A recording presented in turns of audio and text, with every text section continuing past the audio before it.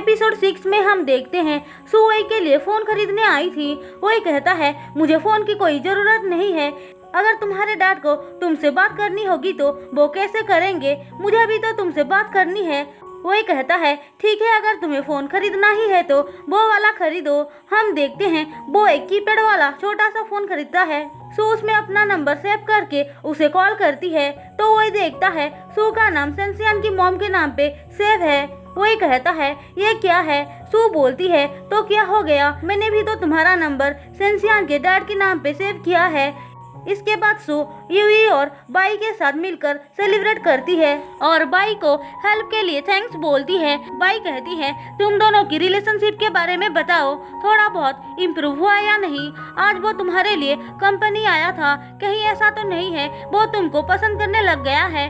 तुम और मिस्टर लिन सेम बात बोल रहे हो, पर उसने कहा कि हम दोनों सिर्फ फ्रेंड्स हैं। तुम्हें क्या लगता है मुझे इस बात का एडवांटेज लेना चाहिए?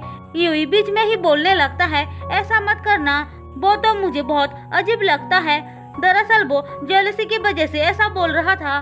सू कहती है मुझे भी पहले ऐसा लग रहा था कि वो एक प्ले बॉय है, पर उसके साथ रहने के बाद पता चला कि वो सिर्फ ट्रॉमा में है। उसके साथ जरूर कुछ हुआ है। वैसे मैं माउंटेन पे जा रही हूँ लाइव स्ट्रीम करने के लिए। हम देखते हैं यूई इस बात से खुश नहीं होता है। अब सुबह वो अपना सामान लेकर माउंटेन पे आती है, लेकिन ड्राइवर के साथ उसकी लड़ाई हो जाती है क्योंकि वो ज्यादा पैसे मांग रहा था। ड्राइवर उससे जबरदस्ती पैसे लेने की ट्राई करता है, पर तभी वही वहाँ पे आकर ड्राइवर को अच्छे से सबक सिखाता है और सू से माफी मांगने को बोलता है। ड्राइवर डर के मारे माफी मांगता है। हम देखते हैं फेई फेई सब कुछ देख रही थी। अब सू बाई को फोन करके कहती है आज वही ने मुझे हीरो की तरह एंट्री करके बचाया। तुम सही बोल रही थी, वो मुझसे प्यार करता है, पर उसको इस बात का पता नहीं है। तुम इतनी जल्दी उस पे बिलीव मत करो, मैंने उसे नहीं देखा है वो तुम्हें कैसे ट्रीट करता है। क्या वो एक प्ले बॉय जैसा दिख रहा था? तुम अपनी हार्ट से फील करोगे तो तुम्हें पता चल जाएगा। तुम उसे इम्प्रेस्ड हो चुकी हो, इसीलिए ऐसा सोच रही हो। सू कहती है ठीक है, तुम खुद देख लेना, बस वेट करो। अब वही अंदर आता है तो सू को देखकर उसकी सांसें चेक करता है। सू उसे मारकर बोलती है ये क्या कर रहे हो? चेक कर रहा था तुम जिंदा हो या नहीं। मेरे मास्क को हाथ मत लगाओ। वैसे तुम यहाँ पे कब तक रुकने वाली हो? सू कहती है मुझे पता नहीं। थोड़ी देर बाद वही को कुछ साउंड सुनाई देता है तो वो बाहर आता है जहाँ पे सू कुछ लोगों को बुलाकर काम करवा रही थी। वही उसके पास आकर बोलता है तुम्हारे चिल्लाने की वजह से मैं ध्यान नहीं लगा पा रहा हूँ। सू कहती है ये लो मेरा नॉइस कैंसलिंग ईयरफोन। ऐसा बोलकर वो उसे ईयरफोन्स देती है और वो दोनों ही एक दूसरे की आंखों में देखने लगते हैं। सू कहती है तुम मुझे ऐसे क्यों देख रहे हो? वही बात को इग्नोर करके पूछता है क्या तुम यहाँ पे रहने का प्लान बना रही हो? मैं यहाँ लाइव स्ट्रीम करने आई हूँ। वही कहता है तुम मुझे यहाँ से भगाने के लिए लाइव स्ट्रीम करना चाहती हो ना? नहीं, मैं सिर्फ अपनी डेली लाइफ का वीडियो बनाना चाहती हूँ। अब सीन शिफ्ट होकर हमें यूई और फेई फेई को दिखाया जाता है। वो दोनों भी माउंटेन पे रहने आए थे। फेई फेई का एक सामान नीचे गिर जाता है तो यूई उसको बता देता है और पूछता है तुम कहाँ जा रही हो? मैं माउंटेन पे जा रही हूँ, मैं भी वहाँ पे जा रहा हूँ, रुको मैं तुम्हारी हेल्प करता हूँ। ऐसा बोलकर वो उसका बैग उठाता है। फेई फेई कहती है मुझे ऐसा लग रहा है कि हम दोनों पहले भी मिल चुके हैं। यूई कहता है इस टाइप का पिकअप लाइन अब ट्रेंड में नहीं है। फिर वो दोनों वही के हाउस पे पहुंच जाते हैं। वही फेई फेई से पूछता है तुम यहाँ पे क्यों आई हो? मेरा रूम रीपेंट किया जा रहा है, इसीलिए यहाँ कुछ दिन रहने आई हूँ। अब सू वहाँ पे आकर यूई से पूछती है तुम यहाँ पे क्या करने आए हो? यूई कहता है तुमने ही तो कहा था तुम लाइव स्ट्रीम करने वाली हो, इसीलिए मैं तुम्हारी हेल्प करने आया हूँ। मैं अकेली हैंडल कर सकती हूँ, तुम वापस चले जाओ। मास्टर क्या तुम मुझे एक बोझ समझ रही हो? ऐसा नहीं है, मैं बस सोच रही हूँ कि तुम कहाँ पे रुकोगे।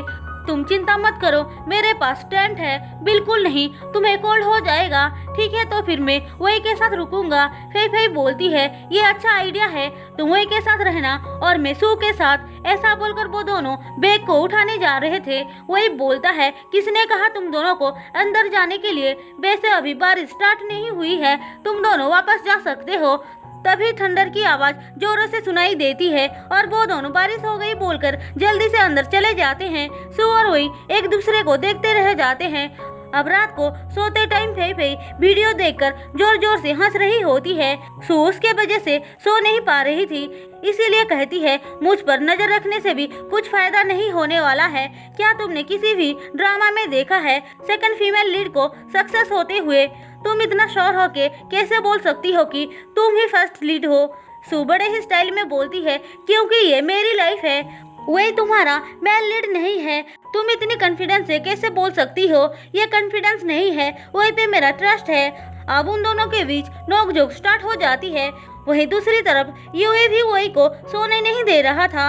वो उससे पूछता है तुम्हारे दिल में मेरी मास्टर के लिए क्या फीलिंग्स है? वही बोलता है हम दोनों सिर्फ फ्रेंड्स हैं। यूई बोलता है देखो अगर तुमने मेरी मास्टर को हर्ट करने का ट्राई भी किया ना तो मुझसे बुरा कोई नहीं होगा। वही उसकी बकवास से परेशान होकर अपने कान को बंद कर देता है। यूई बोलता है मुझे पता है तुम अब भी मेरी बात सुन रहे हो, मैं तुम्हें आज रात सोने नहीं दूंगा। ऐसा बोलकर वो रात भर बक बक करने लगता है। अब सुबह हम सू को देखते हैं, वो फई फई के खर्राटों से परेशान होकर दूर खड़ी हुई थी। थोड़ी देर तक वेट करने के बाद वो उसके पास आकर खर्राटे लेने से रोकने का बहुत ट्राई करती है, पर नाकाम होकर गुस्से में बाहर चली आती है। वो बाहर आती है तो देखती है वही यूई को वहाँ से जाने के लिए बोल रहा था। सू कहती है वो ऐसे ही बोल रहा है, जल्दी से अपना सामान पैक करके चले जाओ।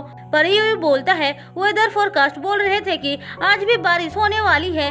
ऐसा बोलकर वो नहाने चला जाता है। अब वही की हेल्प करने के लिए सू आती है तो देखती है यूई वहाँ पे भी है। सू वही को बड़े ही प्यार से पानी पीने को दे रही होती है, पर वही मना कर देता है।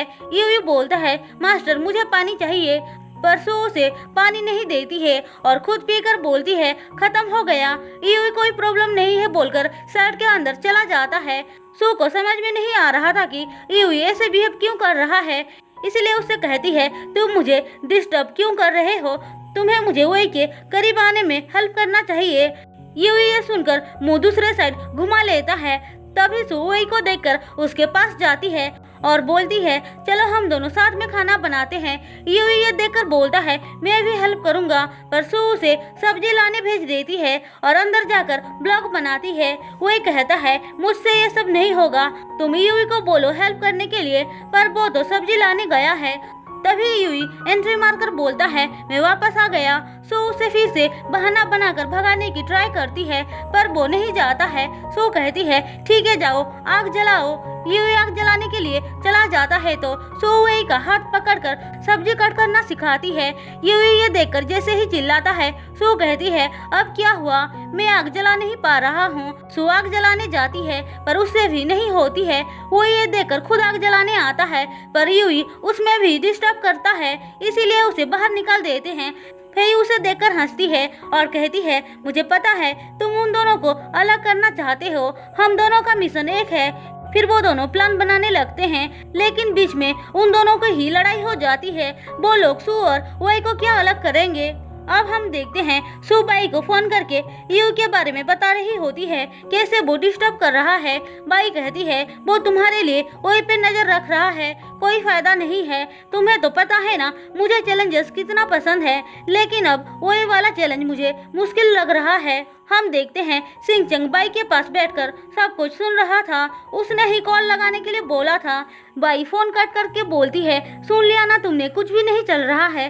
अब सीन शिफ्ट होकर हमें वही और फई फई को दिखाया जाता है।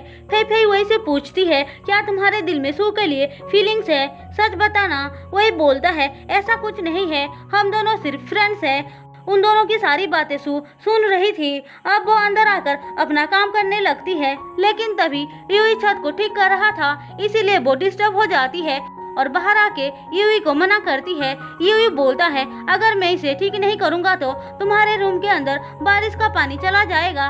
तुम चिंता मत करो, वैसे भी मैंने नोटिस किया है तुम बहुत हार्डवर्क कर रहे हो, इसीलिए मैं तुम्हें छुट्टी दे रही हूँ। यूई मना कर रहा था, पर सू कहती है देखो मुझे गुस्सा मत दिलाओ, समझे। ऐसा बोलकर वो चली जाती है।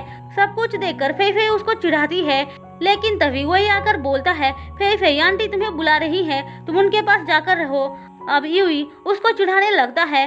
वो सिटी में आता है तो एक शॉप के अंदर देखता है सू का बैग है जिसको सू ने बेच दिया था। ये भी अंदर आकर उसका रेट पूछता है पर उसका रेट बहुत ज्यादा होता है, इसीलिए बोलता है प्लीज आप इस बैग को किसी और को मत देना, मैं इसे लेने वापस आऊंगा। अब रात को बारिश का पानी सीधे सू के बिस्तर पे आके गिरता है पर वही बारिश में भीगकर छत को ठीक करता है। वो अंदर आता है तो सू उसे पीने को कुछ देती है। वही उसको कुछ बताने का ट्राई करता है पर बीच में ही सू जानबूझकर उसको रोक देती है और बोलती है मैं कहाँ पे सोऊंगी। वही उसको अपना बेड दे देता है और कहता है क्या तुम मुझे कुछ बताना चाहती हो। सू कहती है क्या तुम भी कुछ बताना चाहते हो। वही हाँ बोलता है। सू उसे रोककर बोलती है क्या तुम इस रेनी नाइट को याद रखना चाहोगे।